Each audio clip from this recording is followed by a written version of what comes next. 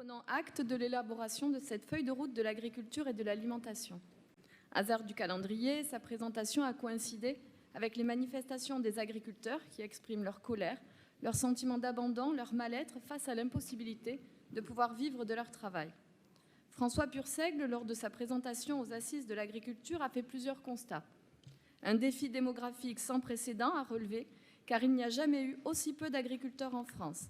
398 000 et cet effacement va s'accélérer. Un nombre d'exploitations qui diminue, mais dont la taille augmente, ce qui entraîne une fragilisation du modèle de l'exploitation familiale. Une tertiarisation des exploitations, avec près de 60% d'entre elles qui exercent leur activité en société, et dans le même temps, des exigences réglementaires de plus en plus complexes qui fragilisent la gestion des plus petits. Les agriculteurs se sentent désarmés, tant économiquement que techniquement. Notre collectivité doit avoir un rôle d'impulseur et d'assemblier indispensable pour soutenir notre économie rurale. Soutenir, accompagner les agriculteurs est une nécessité qui nous oblige. À ce titre, nous saluons le volet social et solidaire de cette feuille de route. Cependant, nous regrettons qu'elle ne soit pas plus concrète, qu'elle ne précise pas les dispositifs permettant de concilier vie privée et vie professionnelle comme étant un des leviers indispensables à actionner. Cette feuille de route reste sur une présentation d'intention et nous regrettons que des aides plus concrètes, plus précises, n'aient pas été développées, comme par exemple dès lors qu'un agriculteur ou une exploitation est repérée comme ayant besoin d'être soutenue, même si nous entendons qu'elles doivent être co-construites avec les partenaires. Quelles aides spécifiques seront alors déployées ? Quels accompagnements pourront être proposés pour sortir de la crise traversée ? Le département s'engage aussi à soutenir la production locale, à renforcer l'accessibilité à une alimentation de qualité pour toutes et tous. Nous ne pouvons qu'adhérer à ce principe. Mais l'ambition exprimée se concentre uniquement sur la restauration collective. Or, la souveraineté alimentaire souhaitée nécessite une politique ambitieuse vers les particuliers, les populations fragilisées, souvent empêchées par manque de moyens, d'accéder à une alimentation locale et de qualité. La part de l'alimentation dans le budget des ménages a constamment baissé depuis les années 60 au profit de dépenses contraintes, le logement, l'énergie. Le budget alimentation devient une variable d'ajustement alors que ça doit être un droit pour tous. Quelles actions sont envisagées pour favoriser l'accès de tous à une alimentation locale et de qualité et dans le même temps permettre aux agriculteurs de pouvoir vivre de leur travail ?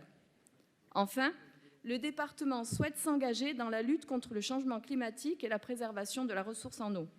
Nous aurions pu aller encore plus loin dans l'engagement en accompagnant techniquement l'évolution des exploitations dont les cultures sont très dépendantes de l'irrigation vers une transition permettant une gestion plus économe de l'eau. Il faut investir dans des formations, accompagner techniquement et économiquement les agriculteurs pour leur donner les moyens d'agir. Je terminerai mon propos en reprenant les mots d'un agriculteur qui a témoigné lundi aux Assises. Les retours du terrain ont été faits, les outils ont été créés, il n'y a plus qu'à.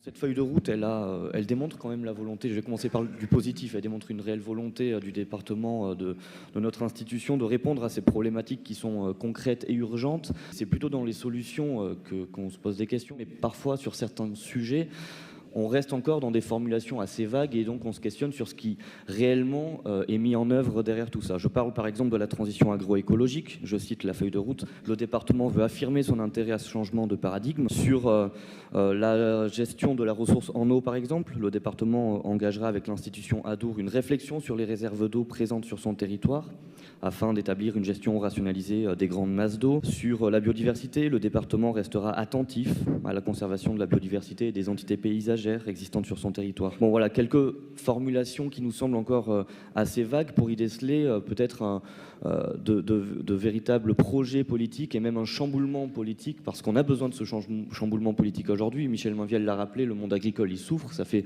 des années qu'il dénonce ce qu'il dénonce aujourd'hui en manifestation, et il n'y a pas de secret quand une profession tout entière souffre, et que les pouvoirs publics en face ne prennent pas la mesure de cette souffrance et de l'urgence, eh bien évidemment, au bout d'un moment, la colère explose, et c'est ce que l'on voit aujourd'hui partout en France. Et nous, on est présent pour rappeler qu'il y a cette question-là d'un revenu digne pour les paysans. Il y a la question de la sécurité sociale alimentaire, on en a quand même parlé plusieurs fois en session et en commission permanente.